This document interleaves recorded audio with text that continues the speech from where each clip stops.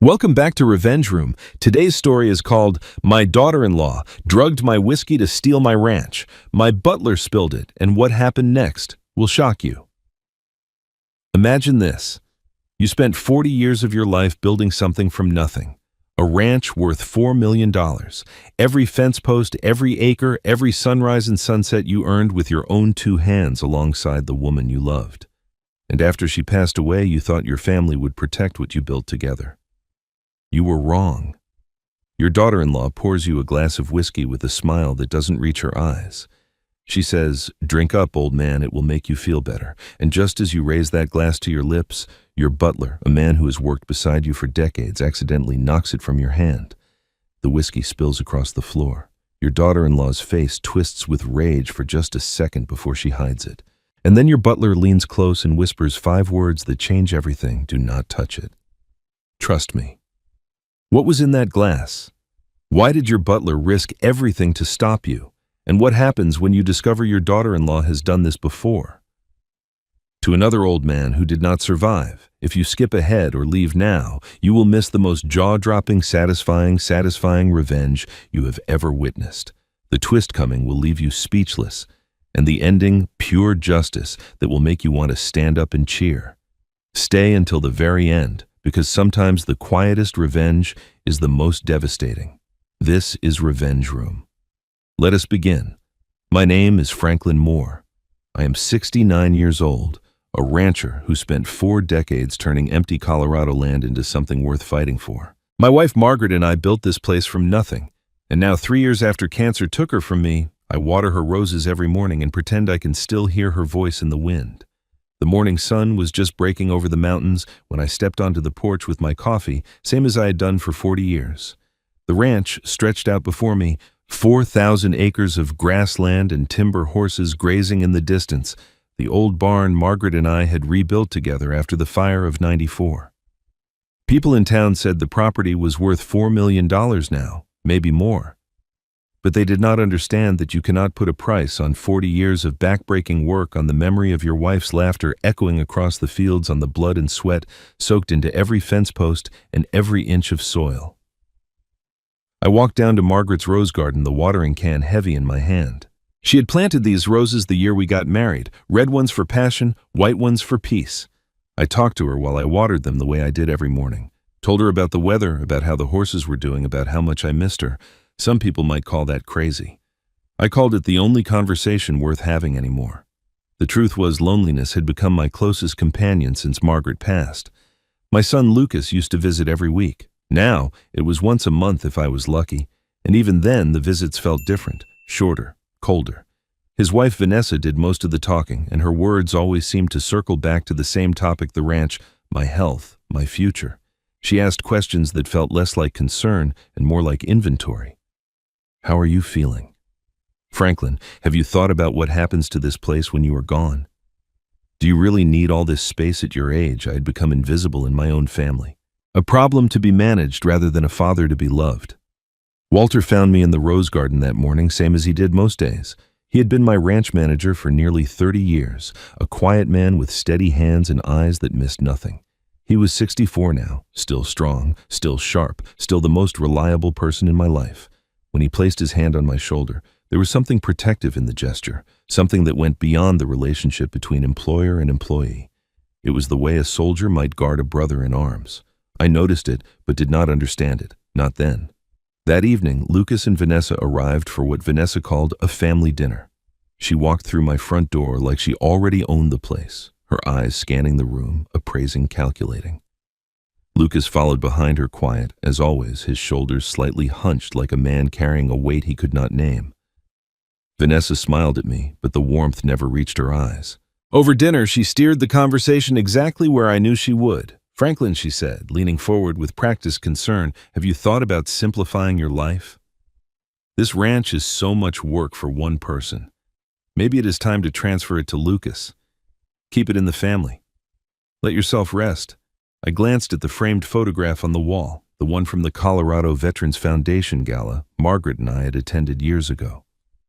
She had squeezed my hand that night and whispered, "If we never have grandchildren who deserve this place, promise me it will go to people who actually sacrificed for something." I had promised. I always kept my promises to her.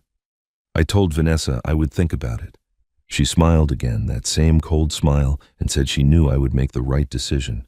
After dinner, we moved to the living room. The fire crackled in the hearth, casting long shadows across the walls Margaret had decorated with so much love. Lucas sat silently in the corner, staring at his hands. And then Vanessa stood up, walked to her bag, and pulled out a bottle of whiskey I had never seen before. "Let us celebrate family," she said, her voice smooth as silk. "I brought something special just for you, Franklin." She poured a glass and held it out to me, her eyes never leaving my face. That night, Vanessa suggested we open a special bottle of whiskey to celebrate family. I had never seen that bottle before in my life. The bottle was dark amber, the label elegant but unfamiliar. I had been drinking whiskey for 50 years and knew every decent brand from Kentucky to Scotland, but this one I had never seen. Vanessa held it like a trophy, turning it slowly so the firelight caught the glass, her smile fixed and patient as she waited for my reaction. I should have said no. I should have told her I was tired, that I didn't feel like drinking, that my doctor had warned me about alcohol. But something in her eyes made me hesitate. There was a challenge there, buried beneath the false warmth, and some stubborn part of me refused to back down in my own home. So I nodded and she poured. She filled my glass with exaggerated care, tilting the bottle slowly, making sure I watched every drop. Then she poured smaller amounts for herself and Lucas before raising her glass toward me. Her voice was honey over broken glass. "To Franklin," she said, "may your remaining years be peaceful and simple." She paused on that last word, let it hang in the air like smoke. Simple. The way she said it made it sound like an insult, like she was toasting to a man already half in the grave, too old and feeble to matter anymore. Lucas raised his glass without meeting my eyes. I raised mine and brought it to my lips. The first sip told me something was wrong. The whiskey had a bitter edge beneath the oak and caramel, something metallic that lingered on my tongue like a warning. I swallowed and felt a faint burn that seemed sharper than it should have been, different from any whiskey I had ever tasted. I was about to mention it, about to ask Vanessa what brand this was and where she had found it, when I caught her watching me. She was staring with an intensity that made my skin prickle. Her eyes were fixed on my glass, on my throat, tracking every swallow with the focus of a hawk watching a rabbit. Her fingers tapped against the armrest of her chair in a quick, impatient rhythm, and there was something in her posture that reminded me of a gambler waiting for dice to land. She wanted something. She was waiting for something, and whatever it was, it had to do with that glass in my hand. I set the whiskey down on the side table, suddenly not thirsty anymore. Lucas cleared his throat, breaking the strange tension in the room. "Where did you get this whiskey anyway?" he asked, his tone casual but curious. "It is not a brand I recognize." Vanessa's head snapped toward him so fast, I thought she might have hurt her neck. "Do not worry about it," she said, her voice sharp as a slap. The flash of temper was startling, completely out of proportion to such an innocent question. For just a moment, her mask slipped, and I saw something cold and hard underneath something that looked almost like fear.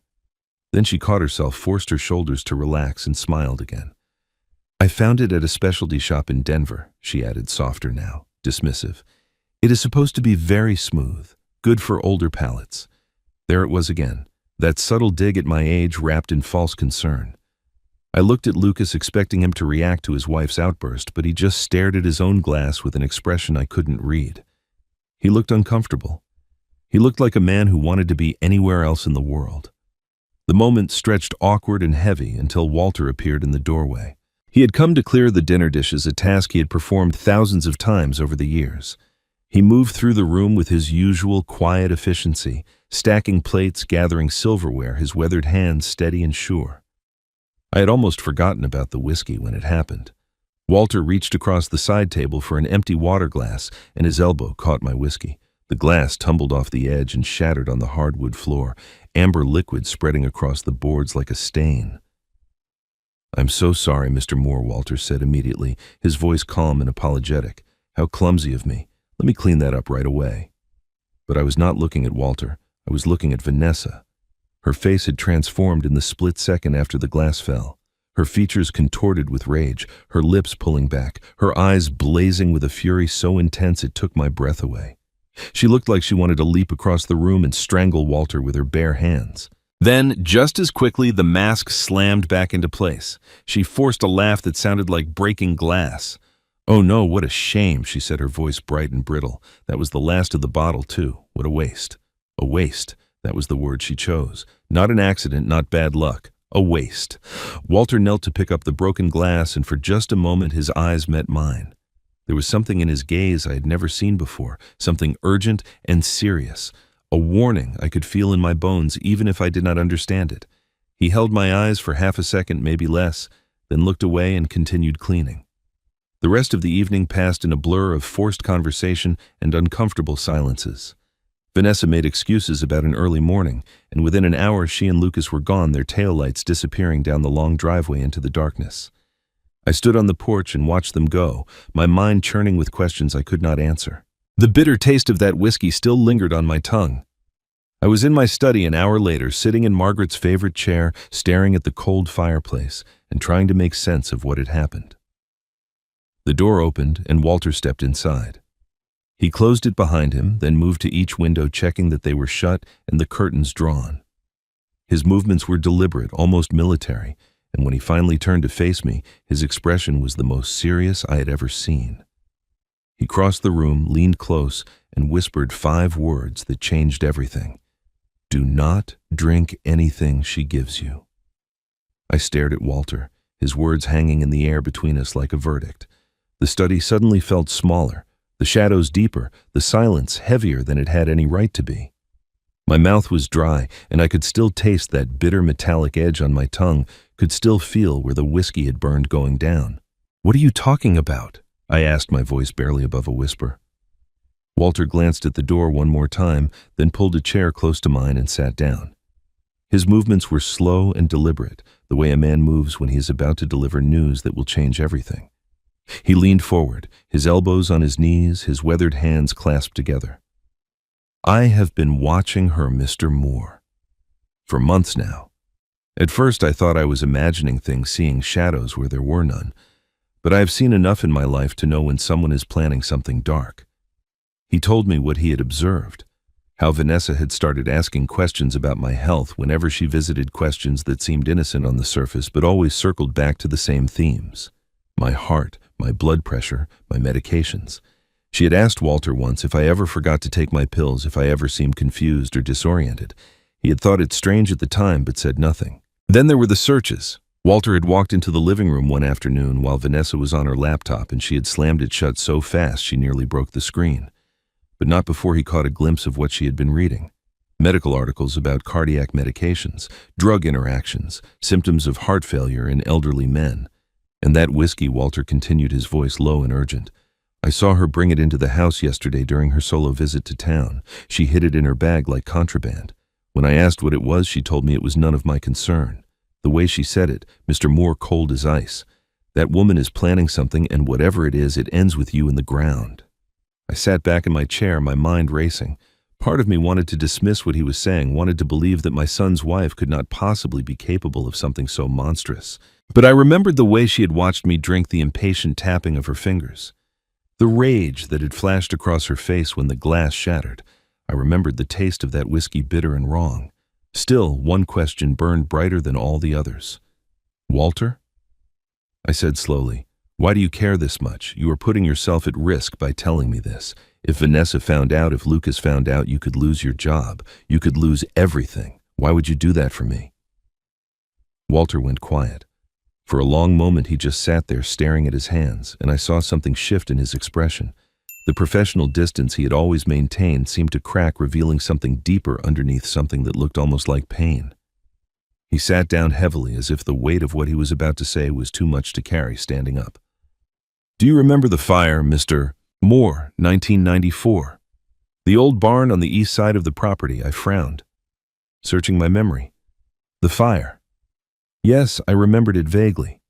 A spark from faulty wiring, the hay going up like kindling flames, roaring so loud you could barely hear yourself think. We had lost the barn but saved the horses. It was a blur of smoke and chaos in my mind, one of 100 emergencies that came with running a ranch for 40 years. I remember I said, "We rebuilt it the following spring." Walter nodded, but his eyes were distant, seeing something I could not. "My daughter was in that barn," he said quietly. "Sarah, She was 8 years old. She had been playing in the hayloft when the fire started, and by the time we realized she was missing, the whole structure was engulfed. The other hands ran for water, for the hose, for anything. But you did not hesitate. You ran straight into those flames like a man possessed. The memory came back to me then, hazy and fragmented. The heat so intense it felt like walking into the sun. The smoke so thick I could not see my own hands. A child screaming somewhere above me. I had not thought, had not calculated the risks. I had simply moved. I carried her out. I said the words coming slowly as the images reassembled in my mind. She was unconscious from the smoke. You carried her out, Walter repeated. And you nearly died doing it. You have scars on your back, Mr. Moore. Burns that never fully healed. I see them every time I help you with the hay, every time you take your shirt off to wash up by the pump. You probably forgot about them. But I never did.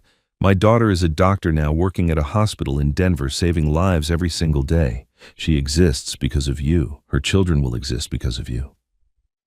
His voice cracked slightly, and he paused to collect himself. I swore that day, he continued, that if I ever had the chance to repay what you did for me, I would take it without hesitation. I have been waiting 30 years, Mr. Moore, 30 years to return the favor, and I'm not going to stand by and watch that woman take you from this world. You gave me back my family. I will not let anyone take yours. I did not know what to say. The fire had been instinct, nothing more. I had not thought of myself as a hero then, and I did not think of myself as one now. But Walter had carried that moment with him for 3 decades, had shaped his entire life around a debt he felt he owed. I reached out and gripped his shoulder. Then, we need a plan, I said. If she is really doing what you think she is doing, we need proof, and we need time to gather it. Walter nodded, his jaw set with determination. Play weak, he said. Let her think she is winning. The more confident she gets, the more careless she will become. So that was what I decided to do. I would become the feeble old man Vanessa already believed me to be. I would shuffle and stammer and forget things. I would let her underestimate me completely. And while she was busy celebrating her victory, Walter and I would be watching, listening, gathering every shred of evidence we needed to expose her. The next morning, I shuffled into the kitchen with exaggerated stiffness. Vanessa was there, sipping coffee, her eyes sharp as always. I let my voice tremble, let my hands shake slightly as I reached for a mug. Vanessa, dear, I said, I've been thinking about what you said. Maybe it is time to discuss the ranch. Her smile was the coldest thing I had ever seen. The performance began that very morning and continued for the next 2 weeks. I became an actor in my own home, playing the role of a man slipping slowly into senility.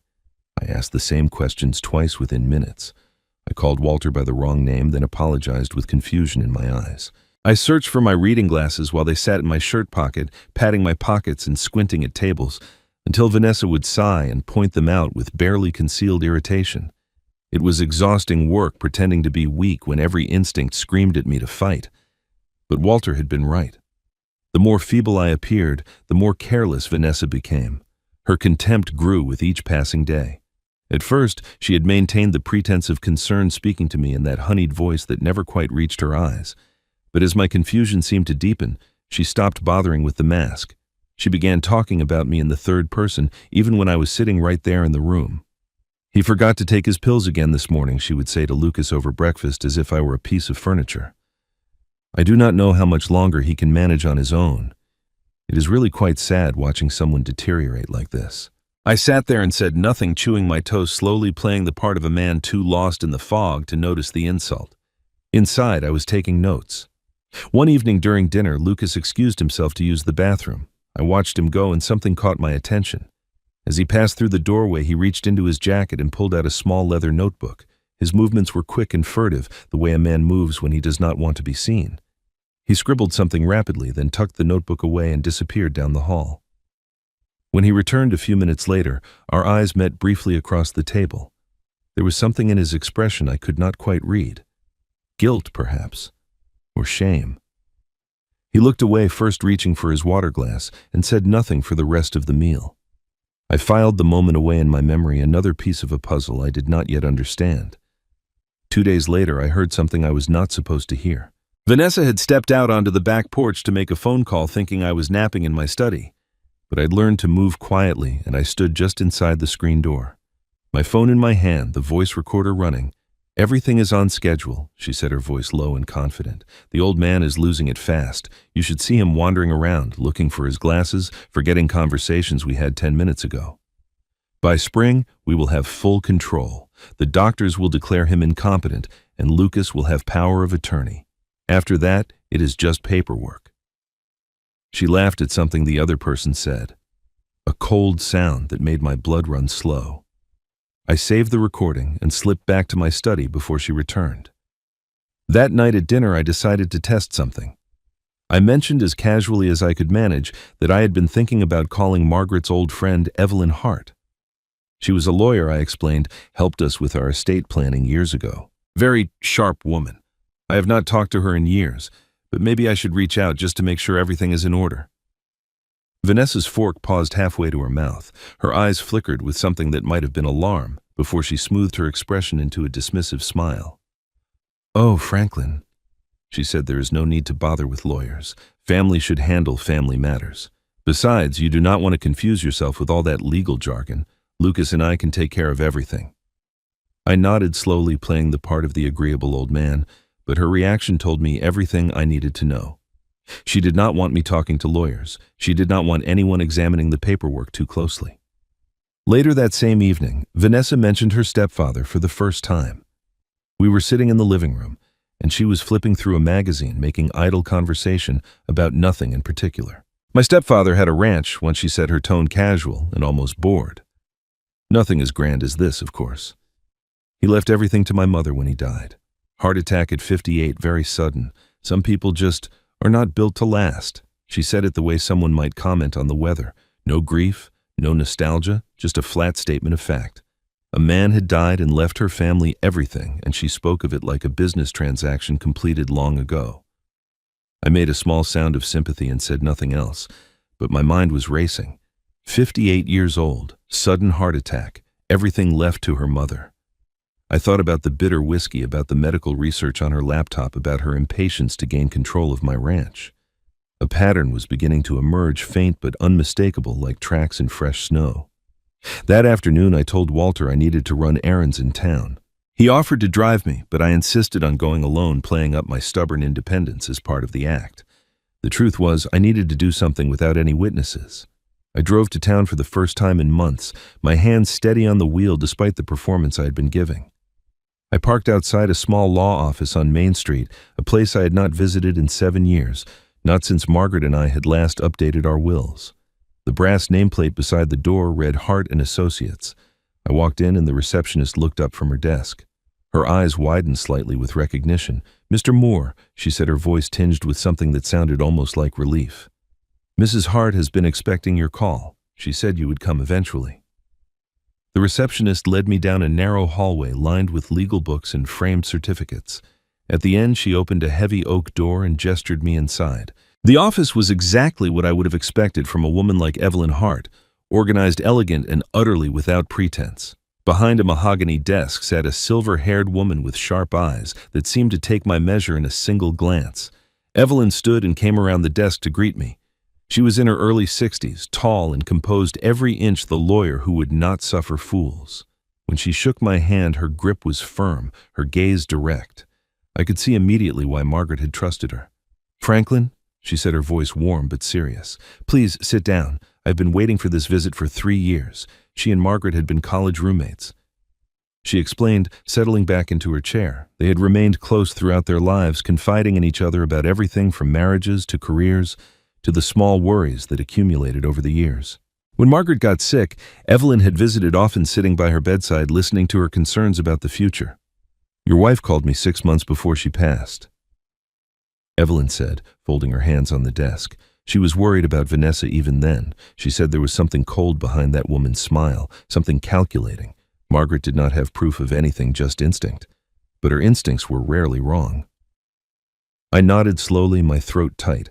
Margaret had always been the perceptive one, the one who could read people like open books, while I stumbled through social situations with the grace of a bull in a china shop. If she had sensed something wrong with Vanessa years ago, I should have paid more attention.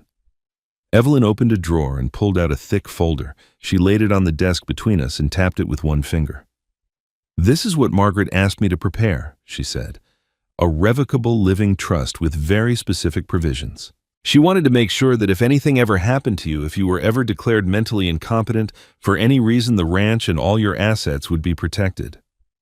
She opened the folder and turned it so I could see the documents inside. The legal language was dense, but Evelyn translated it into plain English.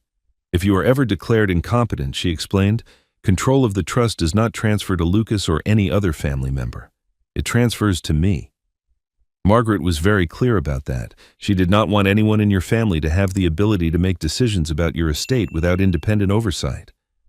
I stared at the papers, stunned. Margaret had done this without telling me, had built a fortress around our life's work while I was oblivious. She had loved me enough to protect me from threats I could not even see. "There is more," Evelyn continued. "The trust includes a no-contest clause. If any beneficiary attempts fraud, coercion, or undue influence against you, they forfeit their inheritance entirely. Every penny, every acre gone. Margaret wanted to make sure that if anyone ever tried to manipulate you, they would lose everything in the attempt." I thought about Vanessa's phone call about her confident prediction that she would have full control by spring. She had no idea what she was walking into. Evelyn reached across the desk and picked up another document, a photocopy of legal paperwork covered in handwritten notes.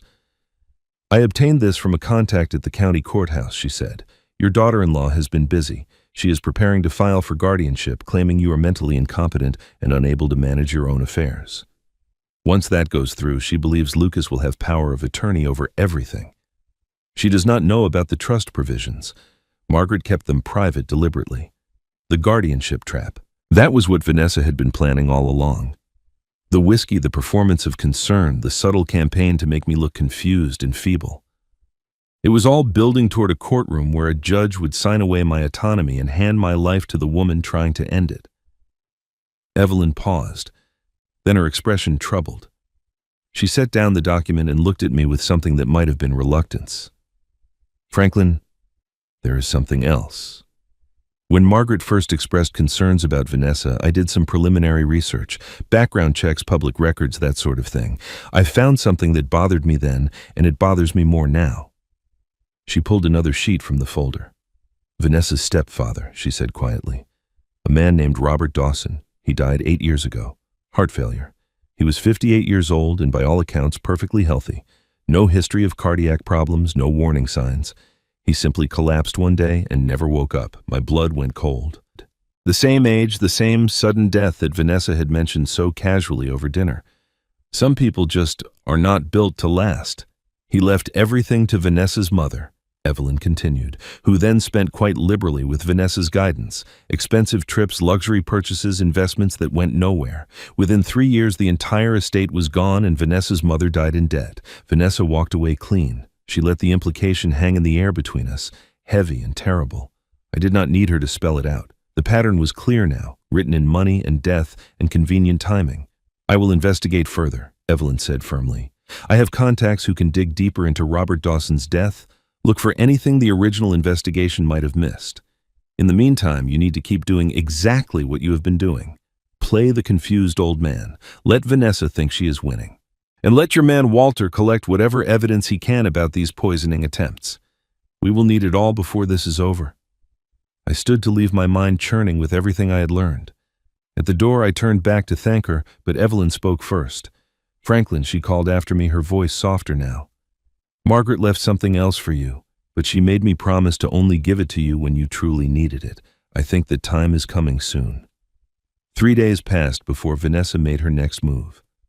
I had been waiting for it, watching her every gesture and expression for signs of impatience, and I could see the tension building behind her carefully constructed mask. She needed me to deteriorate faster. She needed results. It came in the form of herbal tea. I was sitting in the living room that afternoon, pretending to doze in my armchair, when Vanessa appeared with a steaming cup. She set it on the side table beside me with exaggerated gentleness, her voice dripping with false concern.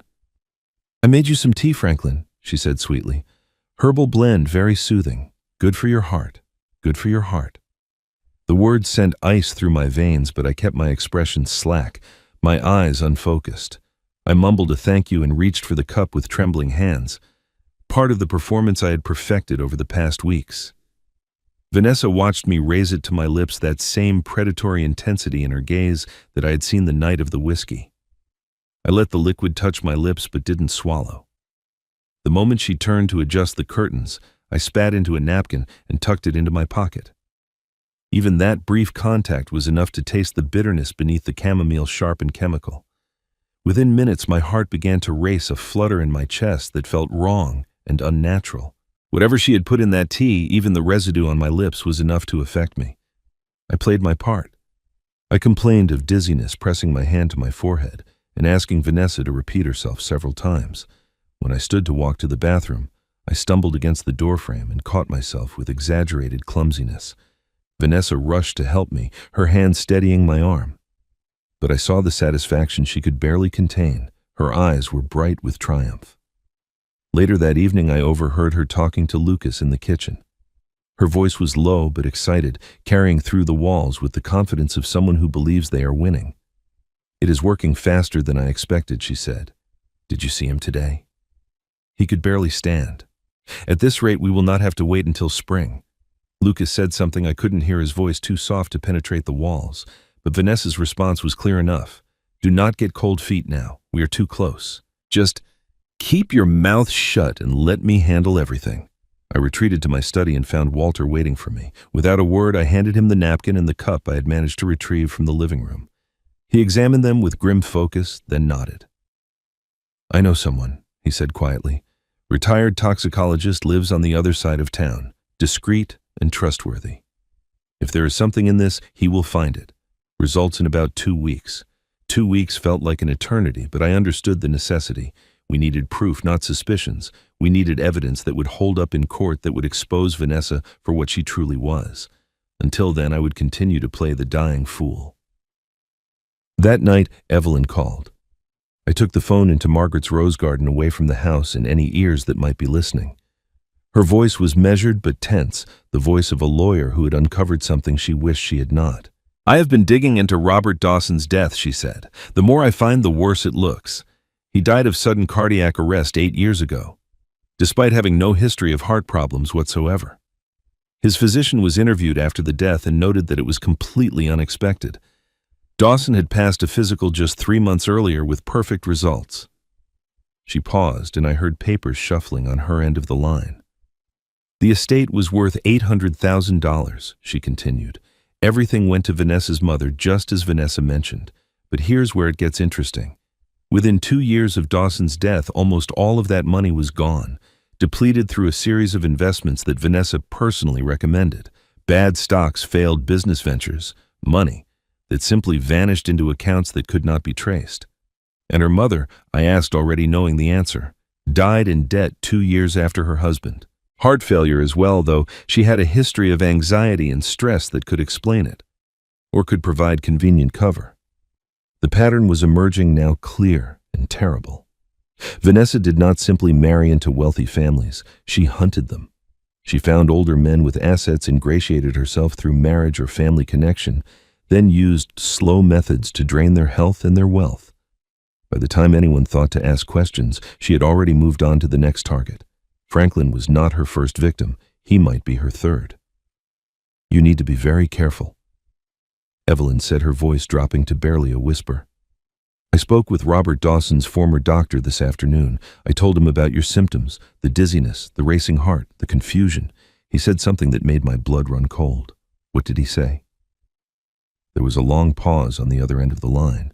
When Evelyn spoke again, I could hear the fear in her voice. Fear for me. Fear of what we were uncovering. "He said the symptoms you described are identical to what Robert Dawson experienced in the weeks before he died." I barely slept that night. Evelyn's words echoed in my mind like a death sentence being read aloud. The symptoms were identical. Whatever had killed Robert Dawson was now coursing through my own veins, administered drop by drop in whiskey and tea by a woman who smiled while she poisoned me. But beneath the fear, something else was growing. A cold determination. If Vanessa thought she could take me the way she had taken Dawson, she was gravely mistaken. The next morning, I watched from my study window as Vanessa's car disappeared down the driveway. She had announced at breakfast that she needed to run errands in town, her voice light and casual as if she were not plotting murder between shopping trips. I waited until the dust from her tires had settled, then went to find my son. Lucas was sitting on the back porch staring at nothing. He looked worse than I had ever seen him, thinner, older, the shadows under his eyes dark as bruises. His hands wrapped around a coffee cup that had long gone cold, and when he heard my footsteps, he flinched before turning around. "You wanted to talk, Dad?" he said, his voice flat and tired. His eyes would not meet mine. I sat down in the chair beside him, close enough to speak quietly, but not close enough to touch. For a long moment, I said nothing, just looked at my son and tried to see the boy I'd raised, the child Margaret and I had loved and hoped for and dreamed about. He was still in there somewhere, buried beneath years of weakness and wrong choices. "Lucas," I said finally, "are you happy?" The question hung in the air between us. It was not an accusation, not a confrontation, just a simple question that any father might ask his son. But something in those 4 words broke through whatever walls Lucas had built around himself. His composure crumbled. His face contorted, and for a terrible moment I thought he might shatter completely. He set down the coffee cup because his hands were shaking too badly to hold it, and when he finally spoke, his voice cracked like dry wood. "I have not been happy in years, Dad." He pressed his palms against his eyes, his shoulders hunching forward. "I am scared. I am so scared of her." The confession poured out of him, then a flood of words that had been dammed up for far too long. He told me he had known about Vanessa's plans for months. He had watched her research medications on her laptop late at night, had heard fragments of phone calls she thought were private, had seen the calculations in her eyes whenever she looked at me. He knew what she was doing. He knew what she was capable of, but he had been too afraid to act. "I was afraid of losing her," he said, his voice raw with shame. "She is the only woman who ever made me feel like I mattered, and I was afraid of what she might do to me if I betrayed her. You have seen how she looks at people who get in her way, that coldness. I could not face it being directed at me. I listened without interrupting, my heart breaking and hardening at the same time. My son had watched his wife try to murder me and had done nothing. He had chosen his own comfort over my life. Part of me wanted to shake him, to scream at him, to ask how he could have let this happen. But another part of me saw the terror in his eyes and recognized it for what it was. Lucas was not evil. He was weak. He was a coward who had made cowardly choices, and now he was drowning in the consequences. "There is something else," Lucas said, his voice dropping to barely a whisper. He reached into his jacket and pulled out a worn leather notebook, its cover creased and softened from handling. I could not stop her, but I could not pretend I did not see. He held the notebook out to me with trembling hands. "I have been writing everything down for 2 years. Dates, conversations, things I saw her do. I took photographs of documents she tried to hide. I do not know why I did it. Maybe I thought someday I would be brave enough to use it. Maybe I just needed proof that I was not crazy, that what I was seeing was real." I took the notebook from him and opened it to the first page. The handwriting was my son's, but shaky, uncertain, the letters of a man whose hands trembled as he wrote. The entries were dated meticulously, each one a small window into the horror that had been unfolding in my own home. The evidence was staggering. Dates when Vanessa had researched specific medications, transcripts of phone calls Lucas had overheard, photographs of financial documents and legal papers she had prepared in secret, 2 years of meticulous documentation, a paper trail that led directly to attempted murder. But what struck me most was not the evidence itself. It was the desperation I could see in my son's handwriting, the way the entries became more frantic as time went on. Lucas was not purely a villain in this story. He was a coward with a conscience, a man who had lacked the courage to do the right thing, but could not bring himself to look away entirely. He had been trapped by his own weakness, watching a nightmare unfold and recording it because he did not know what else to do. I closed the notebook and looked at my son. He was weeping now, silent tears streaming down his face, his shoulders shaking with suppressed sobs.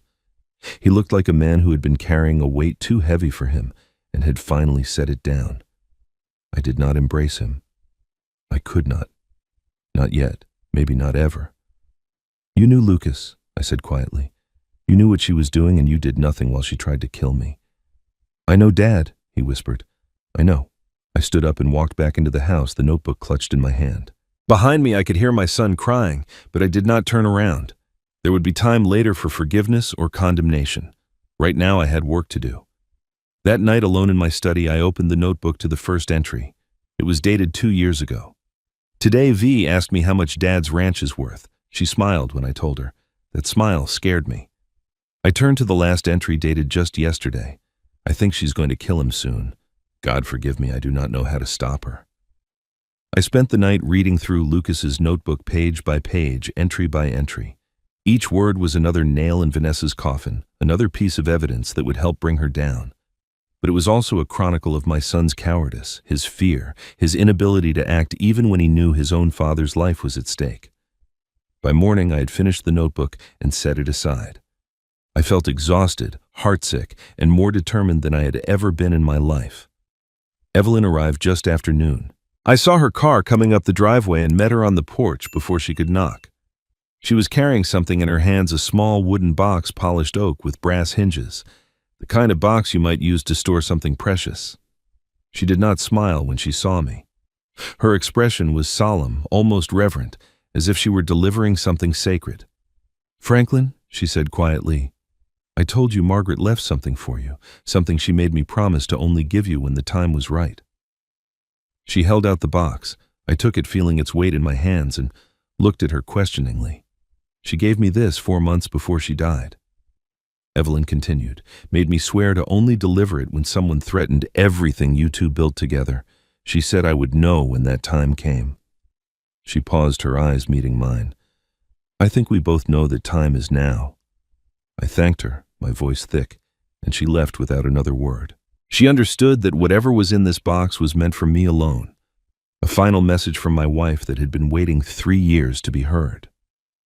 I retreated to my study and locked the door behind me. The afternoon light filtered through the curtains, casting long shadows across Margaret's favorite chair, across the desk where she had written her letters, across the walls lined with photographs of our life together. I set the box on the desk and stared at it for a long moment, my heart pounding. Inside, I found 2 items, a USB drive and a sealed envelope with my name written on the front in Margaret's familiar handwriting. My hands trembled as I reached for the envelope first. The paper was cream-colored, the kind she had always preferred, and the seal was unbroken. She had written this knowing I would not read it for years, perhaps never, depending on how our lives unfolded. I opened it carefully, as if the paper itself were fragile, and unfolded the letter inside. "My darling Franklin," she had written, "if you're reading this, then I was right about her. I'm sorry I could not tell you while I was alive. I had no proof, only instinct. But a woman knows when another woman is hunting. I saw the way Vanessa looked at you at our home, at everything we built. There was no love in her eyes, only calculation. I wanted to warn you, but you would have asked for evidence and I had none to give, so I prepared instead. Watch the video, trust Evelyn, and remember, this kindness without boundaries is just weakness wearing a gentle face. You have always been kind, Franklin. It is one of the things I love most about you. But kindness must have limits, or it becomes an invitation for others to take advantage. Do not let your good heart be the weapon she uses against you. Fight back, my love. I will be watching." The letter was signed with her name, and beneath it a small drawing of a rose, the same roses she had planted in our garden 40 years ago. I pressed the paper to my chest and let myself weep alone in the study where we had spent so many evenings together, where her presence still lingered in every corner. When the tears subsided, I reached for the USB drive. My old laptop sat on the desk, and I plugged the drive in with fingers that still shook. A single video file appeared on the screen. I clicked it and held my breath. Margaret appeared before me. She was thin, painfully thin, her face pale and drawn from the illness that was slowly taking her, but her eyes were sharp, bright, filled with the determination I had loved since the day we met. She had recorded this during her final months when everyone thought she was too weak to do anything but sleep and wait for the end. Everyone had been wrong. "Hello, Franklin," she said, her voice soft but steady. "If Evelyn has given you this, then Vanessa has shown her true colors. I saw it from the beginning, the way she looked at our ranch, our savings, our life, like a blueprint for theft. I did not have proof, but I trusted my instincts, and I prepared for the worst." She shifted slightly in her chair, and I could see the effort it took for her to sit upright. "I have set up protections through the trust," she continued, Evelyn knows the details, but legal documents only do so much. You will need courage, patience, and evidence. Gather everything you can, document every suspicious action, build your case piece by piece, and do not let anger guide you. Let truth be your weapon. I watched the video once crying. I watched it a second time, listening more carefully to every word. By the third viewing, I was no longer crying. I had a notebook open beside me, and I was taking notes, writing down everything Margaret said, every piece of advice, every strategy she suggested. She had given me a roadmap from beyond the grave, and I intended to follow it. The video was nearly over when Margaret leaned forward, her eyes staring directly into the camera, as if she could see me sitting here 3 years in the future. When you expose her, Franklin, and you will make sure she exposes herself. People like Vanessa cannot help but reveal who they really are when they think they are about to lose. Give her that moment. Corner her, pressure her, let her believe she has lost everything, and then let her own words be her prison. She paused, and a smile crossed her face, that familiar smile I had fallen in love with so many decades ago. "I love you," she whispered. "Now go make her pay." Margaret's words stayed with me through the night and into the following days. Make her pay. Let her own words be her prison. My wife had seen this coming years before it happened, had prepared for a battle she knew she would not live to fight. Now it was my turn to finish what she started. I spent 2 days with Evelyn, carefully preparing the documents that would spring the trap. She understood exactly what I needed, papers that looked like a property transfer at first glance, but were actually something else entirely.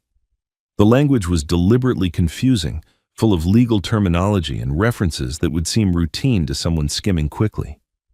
Only a careful reader would notice that the recipient was not Lucas Moore, but the Colorado Veterans Foundation. Margaret had always said that if we had no worthy heirs, the ranch should go to those who had truly sacrificed. On the third day, I called a family meeting. Vanessa arrived with barely concealed anticipation, her eyes bright and hungry. She had dressed carefully, professionally, as if this were a business closing rather than a family gathering. Lucas trailed behind her, his face pale and drawn. He had not spoken to me since our conversation on the porch, since he had handed over the notebook that documented his wife's crimes. I wondered if he knew what was about to happen. I wondered if he even cared anymore. I made sure to look worse than ever. My hands shook as I poured coffee, spilling some on the tablecloth. My voice came out uncertain, wavering, the voice of a man losing his grip on reality. I asked Vanessa to repeat herself twice, squinting, as if I could not quite focus on her face. I saw her exchange a glance with Lucas, a look of triumph that she did not bother to hide. "I have been thinking," I said slowly, letting each word drag as if forming thoughts had become difficult. "About what you said, Vanessa. About the ranch." She leaned forward, her whole body tense with anticipation. "Yes, Franklin, you are right." I let my shoulders slump, let my head bow slightly. "This place is too much for me now. I cannot manage it alone. Margaret is gone, and I'm just a tired old man who cannot even remember where he put his glasses." I paused, swallowing hard as if the words were painful to speak. "I want to make sure the ranch goes to family. I want to do the right thing before it is too late." Vanessa's face transformed. The mask of concern she usually wore slipped away, replaced by naked greed and satisfaction. She looked like a woman who had just won the lottery, like someone whose every scheme had finally paid off. "Oh, Franklin," she breathed. "That is so wise of you, so brave." I reached into my jacket pocket and produced the documents Evelyn and I had prepared. My hands trembled as I held them out, and Vanessa nearly snatched them from my grip. She began flipping through the pages immediately, her eyes scanning the text with barely contained excitement. But she was not reading. Not really. She was seeing what she expected to see, what she wanted to see. Signatures on the designated lines. Dates filled in properly. Official letterhead from a legitimate law firm. The words "property transfer" caught her eye, and she didn't bother to look further. She didn't notice that the transfer was to an organization, not an individual. She didn't see the Colorado Veterans Foundation listed as the recipient.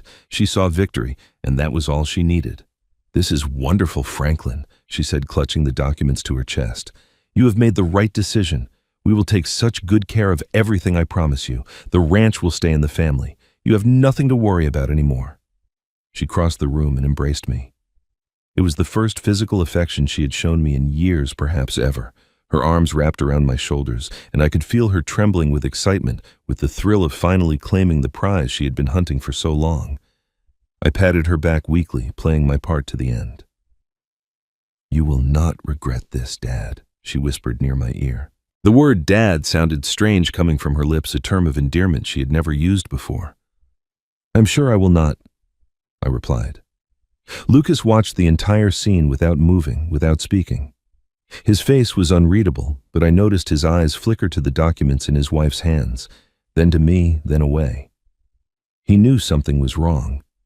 He could sense the trap, even if he could not see it. But he said nothing, did nothing true to form, until the very end. After they left, I sat alone in the living room and let the mask fall away. My hands stopped trembling. My posture straightened. The confused old man vanished, replaced by someone else entirely.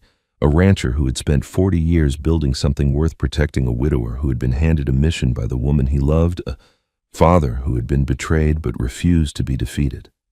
The sun was setting by the time Walter found me on the porch. He climbed the steps slowly, his boots heavy on the wooden boards, and stood beside me, looking out at the mountains Margaret and I had watched together for 4 decades. "The toxicology results came back," he said quietly. I didn't turn to look at him. I kept my eyes on the horizon, on the last rays of light painting the sky in shades of orange and red. "What did they find?" Walter's voice was grim. "The compound in your tea causes gradual heart failure. It builds up in the system over time, damages the heart muscle. Slowly makes death look natural, almost impossible to detect in a standard autopsy unless you know exactly what you're looking for." He paused, and I heard him take a deep breath. "It is the exact same compound that killed Robert Dawson 8 years ago. The toxicologist confirmed it. Whatever she used on him, she is using on you." I nodded slowly, feeling the pieces fall into place. We had the notebook. We had the recordings. We had the toxicology report linking Vanessa to a previous death, and we had documents that would reveal her greed the moment they were read aloud in front of witnesses. "Then we have everything we need," I said. "Call Evelyn. It is time for the reading." The next morning, I drove to Evelyn's office before dawn. The town was still asleep. Streetlights casting orange pools on empty sidewalks, and I was grateful for the solitude.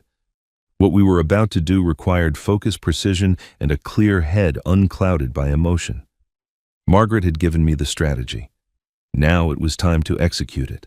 Evelyn was already waiting when I arrived.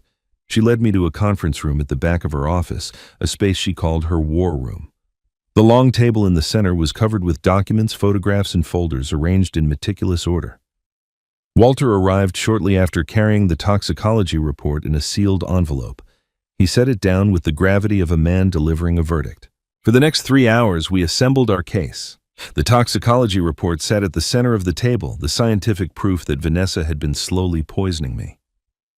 The compound was rare, expensive, and nearly impossible to detect without knowing exactly what to look for. It attacked the heart muscle, gradually mimicking the symptoms of natural cardiac decline. Perfect for making murder look like old age. Beside it lay Lucas's notebook.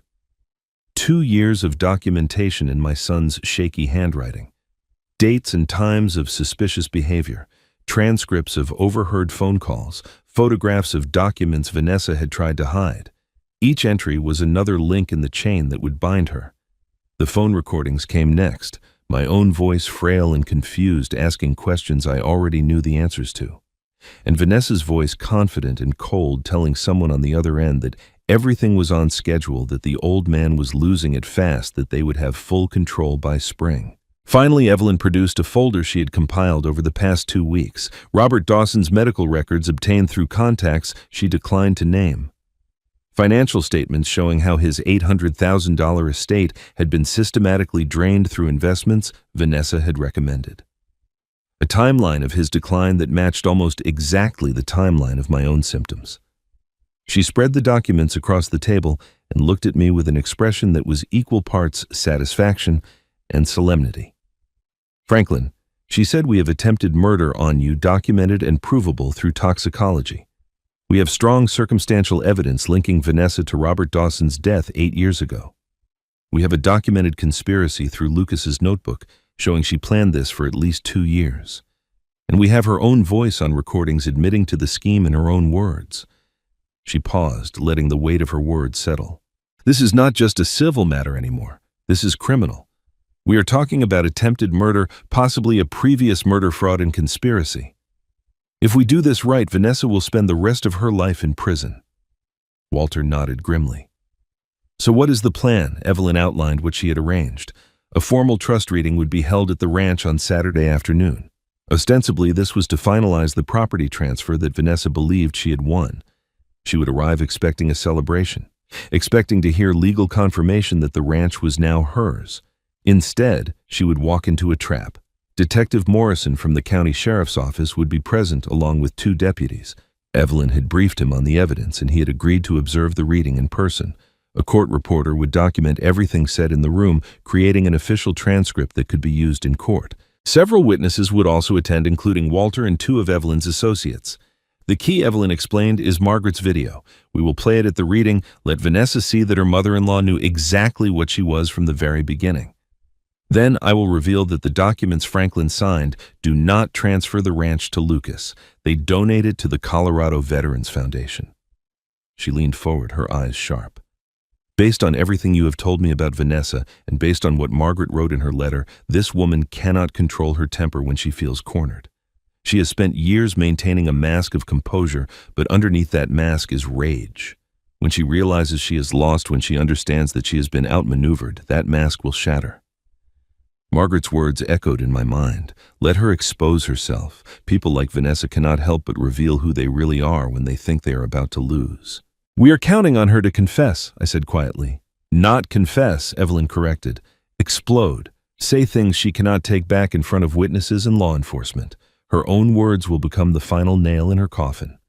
The plan was elegant, almost poetic. Vanessa had tried to destroy me with patience and deception. Now those same tools would be turned against her. But one question still gnawed at me, one concern I could not set aside no matter how hard I tried. What about Lucas? I asked. The room went quiet. Walter looked away, and Evelyn's expression softened with something that might have been sympathy. That is your call, Franklin, she said gently. His notebook is crucial to our case. It proves premeditation and shows the full scope of the conspiracy. The prosecutor will want him as a witness against Vanessa. If he cooperates fully, testifies truthfully, there is a good chance he will avoid serious charges. He was complicit, yes, but he was also clearly acting under duress and fear. She paused. Beyond the legal questions, he is still your son. What happens to your relationship after this is something only you can decide. I thought about Lucas on the porch, weeping as he handed me the notebook. I thought about the fear in his eyes, the years of weakness and wrong choices. He had failed me in ways that might never heal.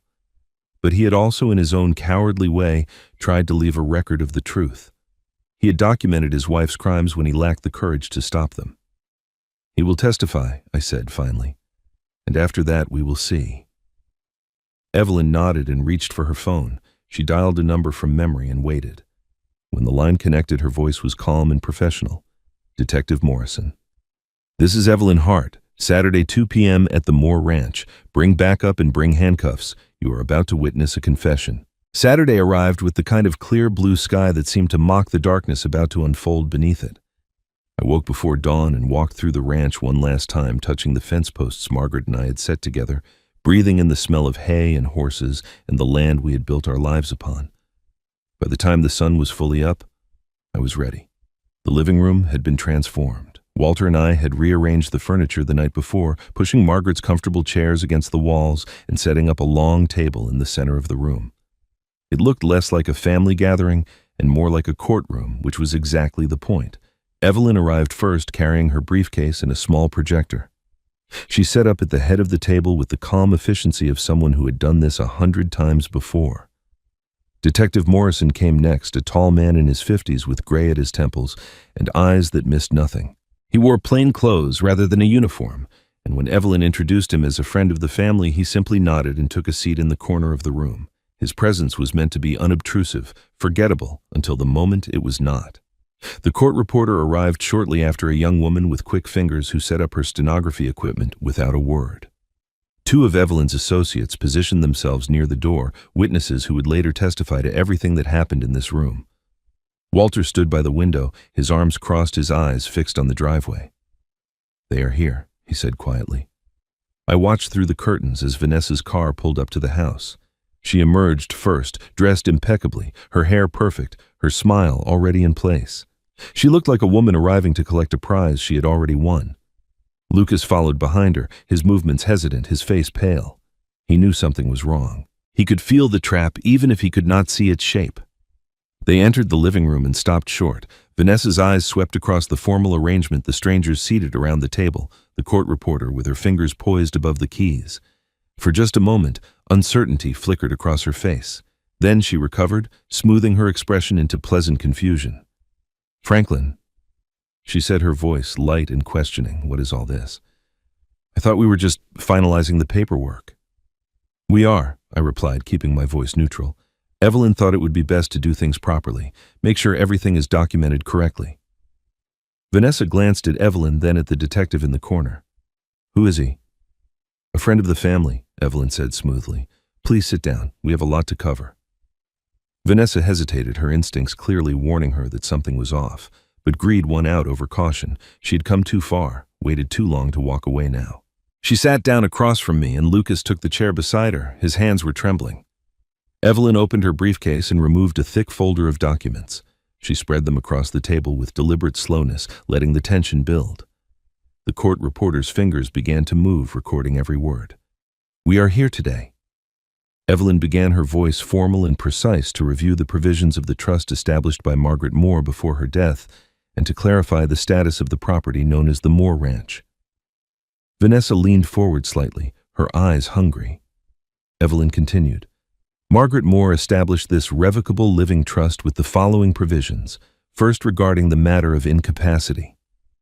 In the event that Franklin Moore is declared mentally incompetent by a court of law, control of all assets held within this trust transfers not to family members, but to the designated successor trustee. She paused and looked directly at Vanessa. That successor trustee is myself, Evelyn Hart, not Lucas Moore, not any family member, me.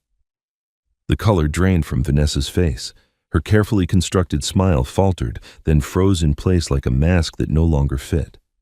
I watched her process the information, watched her realize that her entire guardianship scheme had been worthless from the start. Even if she had succeeded in having me declared incompetent, she would have gained nothing. Margaret had seen to that years ago. Furthermore, Evelyn continued, the trust contains a no-contest clause. Any beneficiary who engages in fraud, coercion, or criminal activity against Franklin Moore automatically forfeits all inheritance rights, completely and irrevocably. Vanessa's hands began to shake.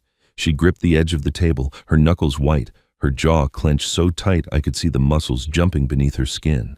Beside her, Lucas stared at the floor, unable to meet anyone's eyes. Evelyn let the silence stretch for a long moment. Then she reached into her briefcase and removed a USB drive. Before we continue, she said, there is something else. Margaret wanted her husband to see this. She recorded a message before her death with specific instructions that it be played at this reading. She connected the drive to the projector and aimed it at the white wall behind her. The screen flickered to life, and suddenly Margaret was there. My wife, thin and pale from illness, but with eyes that blazed with determination, looking directly at the camera, directly at the room, directly at Vanessa. "Hello, Vanessa," Margaret said, her voice clear and steady despite her frailty. "If you are watching this, then you have done exactly what I predicted." The room went utterly still. Vanessa stared at the screen, her face a mask of shock and dawning horror. Margaret continued speaking, her words calm and measured, explaining how she had seen through Vanessa from the very beginning, how she had prepared for this moment even as cancer consumed her body. I watched Vanessa's composure crack, watched the mask she had worn for years begin to splinter. Her breathing grew rapid and shallow. Her fingers dug into the table hard enough to leave marks in the wood. And then she broke. Vanessa leapt to her feet, her chair crashing backward onto the floor. "This is insane," she shouted, her voice shrill and desperate. That woman was senile when she recorded this. She was dying. She did not know what she was saying. "You cannot use this against me. You cannot prove anything. This is all just the ramblings of a sick old woman who—" Evelyn raised her hand calmly, and something in her expression made Vanessa stop mid-sentence. The detective in the corner shifted slightly, his attention now fully focused on the woman standing before us.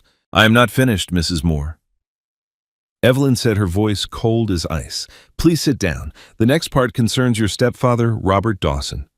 The name Robert Dawson landed in the room like a thunderclap.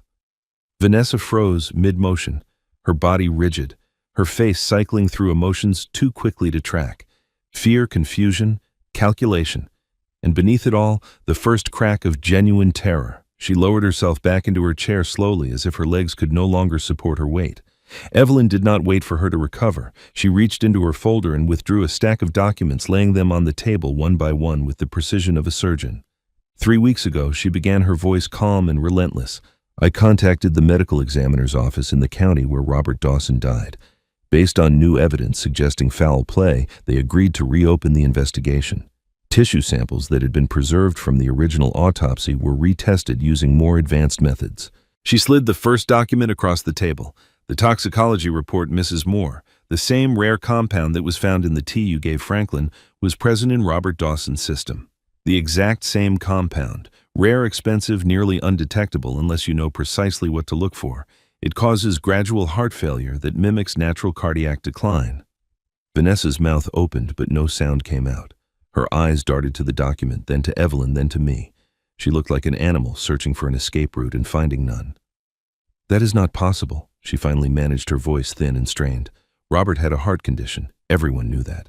Evelyn shook her head slowly. "His medical records show no history of heart problems whatsoever. He passed a complete physical examination 3 months before his death with perfect results. There was nothing wrong with his heart until someone made something wrong with it." She produced the next piece of evidence. "This is Lucas Moore's notebook. 2 years of documentation written in his own hand detailing your plans against Franklin. Dates, conversations, suspicious activities, photographs of documents you tried to hide. Your own husband has been keeping a record of everything you have done." Vanessa turned to Lucas with an expression of pure venom. He shrank back in his chair, unable to meet her eyes, his face pale as death. The betrayal she saw there seemed to stun her almost as much as the evidence itself. "I can explain." Vanessa started, her voice rising. "That notebook is fabricated. Lucas is obviously disturbed. He has been unstable for years. You cannot trust anything he—" Evelyn cut her off by pressing play on a small recording device. Vanessa's own voice filled the room, confident and cold, captured weeks ago during a phone call she thought no one could hear. "Everything is on schedule. The old man is losing it fast. By spring, we will have full control."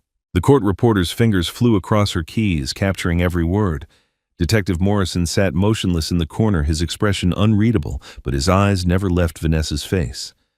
"That was taken out of context," Vanessa said quickly, desperately.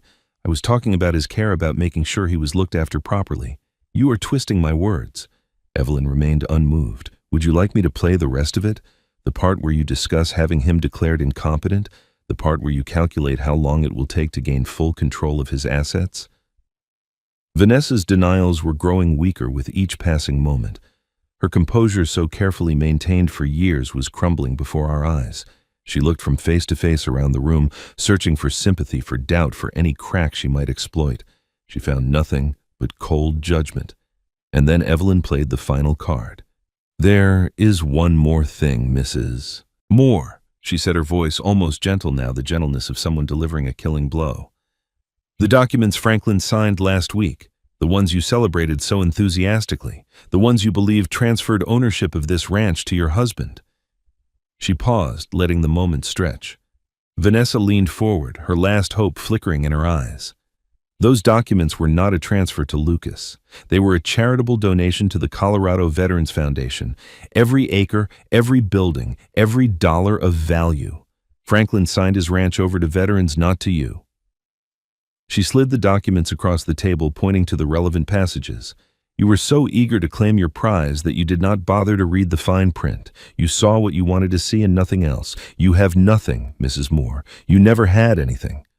For a moment, Vanessa sat perfectly still. The silence in the room was absolute.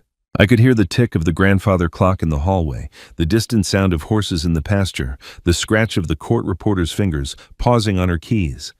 And then Vanessa exploded. She launched herself to her feet, her chair flying backward, her face contorted with rage unlike anything I had ever seen. 2 years of manipulation, planning, and patience shattered in an instant, revealing the monster that had always lurked beneath the polished surface. "That ranch was supposed to be mine," she screamed, her voice raw and primal. "I worked for this. I earned this. I waited years for that old man to die, just like—" She stopped. The words hung in the air, incomplete but unmistakable. The room was frozen, every person holding their breath, waiting. Detective Morrison rose slowly from his chair in the corner. His movement was calm, deliberate, the movement of a man who had just heard exactly what he needed to hear. "Just like who, Mrs. Moore?" he asked, his voice quiet but carrying clearly through the silent room. "Just like Robert Dawson, your stepfather." Vanessa's face went white.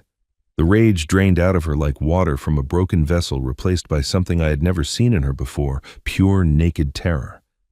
She looked at the detective, at the witnesses, at the court reporter whose fingers had captured every word, and for the first time in her life, she had no manipulation left, no scheme to fall back on, no escape route to exploit. She opened her mouth, but nothing came out. The woman who had always had an answer for everything stood speechless, undone by her own words. Detective Morrison reached into his jacket and produced a pair of handcuffs. The metal caught the afternoon light streaming through the windows. "Vanessa Moore," he said, his voice formal and final, "you are under arrest for the attempted murder of Franklin Moore. You have the right to remain silent. Anything you say can and will be used against you in a court of law." He crossed the room and took her wrist. She did not resist. She seemed incapable of resistance, her body limp, her eyes empty. And based on what we have heard today, the detective continued as he secured the cuffs.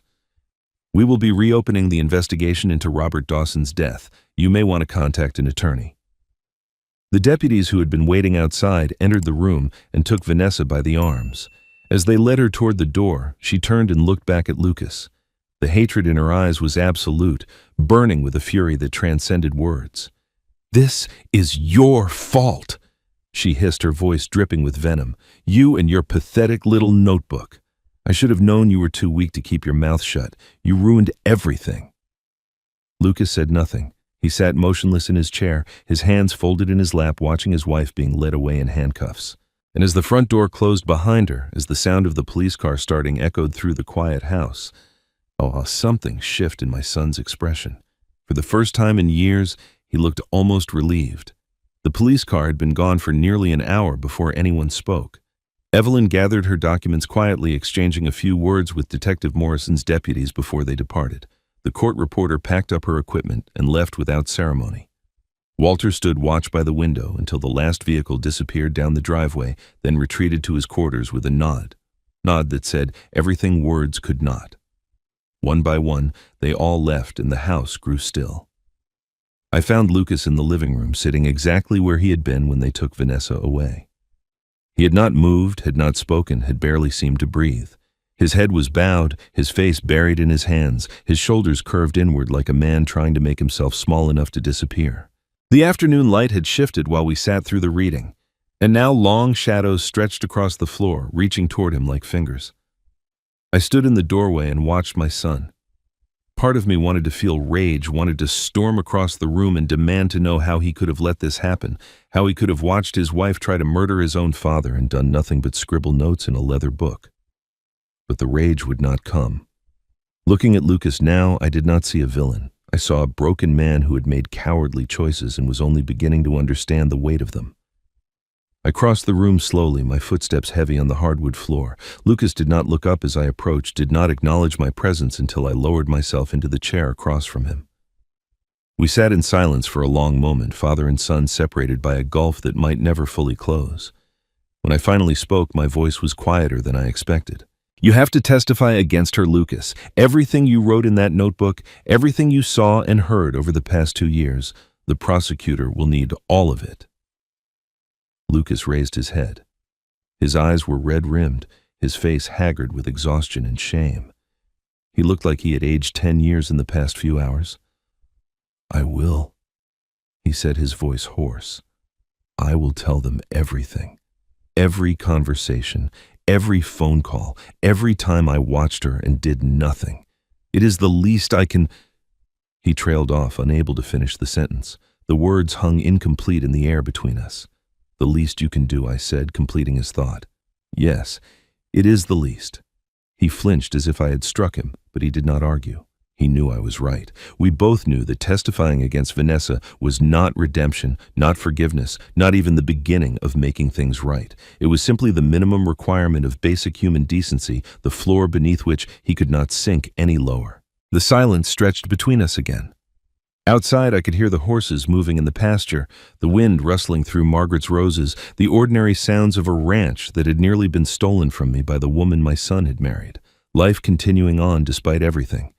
Lucas finally broke the quiet. "Dad," he said, his voice barely above a whisper, "I know you must hate me." I considered the word carefully before responding. "Hate is not what I feel, Lucas. I feel disappointed. I feel betrayed. I feel a grief that goes deeper than I know how to express, because the son I raised should have been better than this, but hate. No, I do not hate you." He looked up at me with something desperate in his eyes. "Can you forgive me?" I let the question sit for a moment, giving it the weight it deserved. The honest answer was complicated, more complicated than a simple yes or no could capture. Forgiveness was not a switch I could flip, not a decision I could make in an afternoon and have done with. It was a process, a journey, and I did not yet know where that journey would lead. "I cannot forgive you yet," I said finally. "You watched her try to kill me for months, Lucas. You knew what she was doing. You saw the evidence with your own eyes, and you did nothing. You were scared. I understand that. She is a frightening woman, and fear makes people do things they would never do otherwise. But understanding is not the same as forgiveness. Understanding is recognizing why you made the choices you made. Forgiveness is accepting those choices and moving past them. I'm not there yet. I do not know if I ever will be." Lucas nodded slowly, tears sliding down his cheeks. He did not try to defend himself, did not offer excuses or explanations. He simply accepted my words as the truth they were. "What happens now?" he asked quietly. I thought about the question for a long moment before answering. "What happens now is that you rebuild," I said. "Not for me, not for this ranch, for yourself. You have spent years living under the shadow of that woman, letting her make your decisions, letting her turn you into someone your mother would not recognize. That ends today." I leaned forward, making sure he met my eyes. "Start by being the man your mother believed you could be. She never stopped loving you, Lucas, even when she saw what Vanessa was doing to you. She believed there was still something good inside you, something worth saving. Prove her right. It was not reconciliation. It was not an embrace or a declaration that all was forgiven. But it was not condemnation either. It was a door left slightly open, a possibility that things might someday be different than they were today. What Lucas did with that possibility was up to him. He stood slowly, wiping his face with the back of his hand. His movements were uncertain, like a man learning to walk again after a long illness. "I should go," he said. I do not know. I need to figure out what comes next." I walked him to the door and watched as he made his way down the porch steps toward his car. The sun was beginning to set behind the mountains, painting the sky in shades of orange and red, the same colors Margaret and I had watched together for 40 years. Just as Lucas reached for his car door, I called out, "Lucas, wait." He stopped his hand on the handle but didn't turn around. "Your mother's video," I said, "the one Evelyn played at the reading. That was not the only message she recorded. She made a separate one for you, something she wanted you to hear privately. I was not going to give it to you, not after everything that happened, but maybe you should hear what she had to say." Lucas stood motionless for a long moment. I could see the tension in his shoulders, the struggle playing out beneath the surface. Finally, quietly, he spoke. "Not yet, Dad. I have not earned that yet." He opened the car door and climbed inside. I watched him drive away the dust from his tires rising in the evening light until the car disappeared around the bend in the road and the ranch was quiet once more. I stood on the porch for a long time after he left, thinking about everything that had happened, everything that was still to come. Lucas had a long road ahead of him, a road of courtrooms and testimony and the slow, painful work of becoming someone new. But he had taken the first step. He had acknowledged that he needed to earn his way back, that forgiveness was not something given freely, but something built through action and time. Maybe I thought as the stars began to emerge in the darkening sky, there is hope for him after all. 3 months passed before justice was fully served. The wheels of the legal system turned slowly, But they turned with inexorable certainty, grinding Vanessa's carefully constructed life into dust. The trial itself was swift.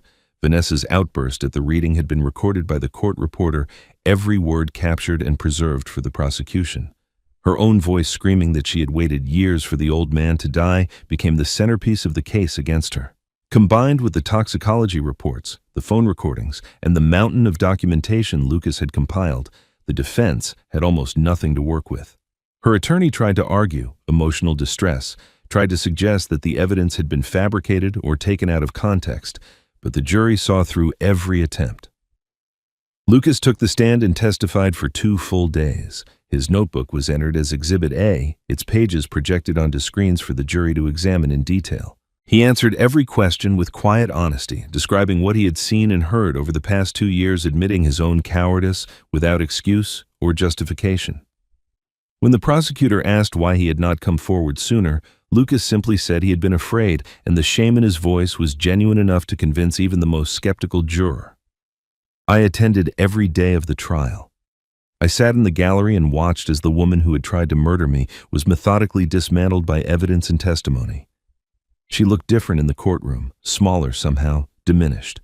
The confidence that had defined her was gone, replaced by a brittle defensiveness that cracked a little more with each passing witness. The verdict came on a Thursday afternoon: guilty of attempted murder in the 1st degree, guilty of conspiracy to commit fraud. The judge scheduled sentencing for the following month, but everyone in the courtroom knew what was coming: 15 years minimum. And that was before the additional charges. The investigation into Robert Dawson's death had been officially reopened based on the evidence presented at the reading. Tissue samples that had been preserved from the original autopsy were retested using the same methods that had exposed the poison in my tea. The results were conclusive. Robert Dawson had been murdered with the same compound Vanessa had used on me, administered slowly over months until his heart simply gave out. Additional charges were pending, and the prosecutor told Evelyn privately that Vanessa would likely spend the rest of her life behind bars. Lucas filed for divorce the week after the verdict. The proceedings were uncontested. Vanessa had nothing left to fight with, no leverage to exploit, no schemes left to execute. Under the no contest clause of Margaret's trust, Lucas had forfeited all inheritance rights the moment his involvement in Vanessa's conspiracy became public record. The ranch would never be his. But I could not abandon my son entirely. Despite everything he had done, despite the betrayal and the cowardice, he was still my blood, still the child Margaret and I had raised and loved. I arranged for a modest monthly allowance through Evelyn's office, enough for Lucas to live simply while he rebuilt his life. He moved into a small apartment in town and began volunteering at the Colorado Veterans Foundation, the same organization that had nearly inherited the ranch as part of my trap. It was not forgiveness. It was not reconciliation. But it was a chance, and what Lucas did with it was up to him. One afternoon in late spring, a car I did not recognize pulled up the driveway. I was on the porch with Walter when a woman emerged, tall and slender, with dark hair touched by gray at the temples. She walked toward us with purpose, her eyes fixed on my face, and when she reached the steps she stopped and simply stared. "Mr. Moore," she said, her voice thick with emotion. "I'm Sarah Green, Walter's daughter." I rose slowly from my chair, memories flooding back, the fire of '94, the smoke and the flames, and the child screaming in the hayloft. I had not seen her since she was 8 years old, carried unconscious from the burning barn, her small body limp in my arms. She crossed the remaining distance between us and wrapped her arms around me, holding tight as tears streamed down her face. "My father told me what you did for him," she whispered against my shoulder. "What you did for me 30 years ago. I'm a doctor now. I save lives every day. And none of it would have been possible if you had not run into that fire."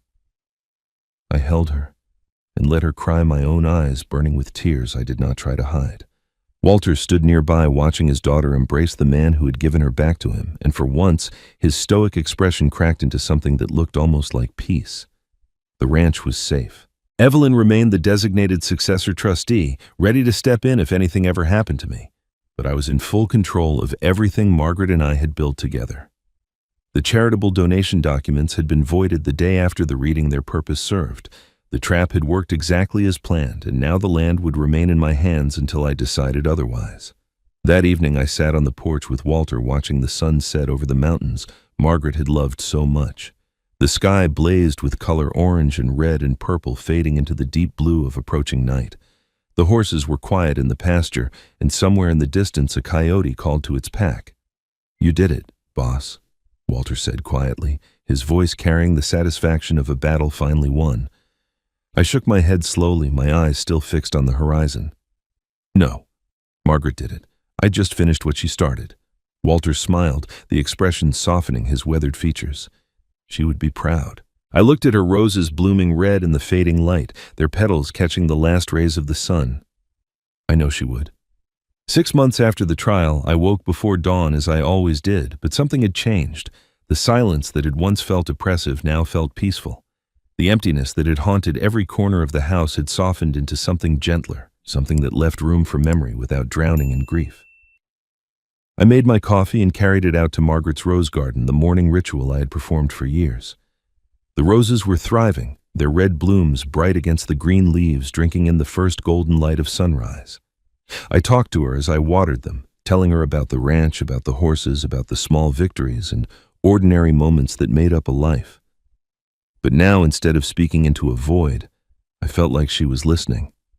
The loneliness was still there, but it no longer consumed me. I had found something I had not expected to find at 69 years old: purpose. Every Tuesday and Thursday afternoon, I drove to the Colorado Veterans Foundation and taught free workshops to young veterans trying to find their way back into civilian life. Basic repairs, at first the kind of skills every homeowner should know. Then, construction fundamentals, ranch management, the practical knowledge I had accumulated over 4 decades of working the land. The classes started small, just a handful of uncertain young men and women sitting in folding chairs. But word spread quickly. Evelyn visited one afternoon and watched me demonstrate how to mend a fence post to a group of veterans who had served in places I could barely pronounce. Afterward, she pulled me aside, her expression thoughtful. "You are not just teaching them to fix fences," she said. "You are teaching them to fix themselves." She was right. These young people had seen things no one should see, had done things that left invisible scars on their souls. They came to my workshops feeling broken and purposeless, and they left with calluses on their hands and something like hope in their eyes. I could not heal what the war had done to them, but I could give them skills, give them confidence, give them proof that they were still capable of building something good. Lucas wrote to me from the recovery center where he had been working on himself for the past 4 months. The letters arrived every few weeks, short and humble, asking nothing. He wrote about the therapy sessions he was attending, the amends he was trying to make, the slow and painful process of becoming someone worth forgiving. He never asked for my forgiveness directly. He seemed to understand that it was not his to request.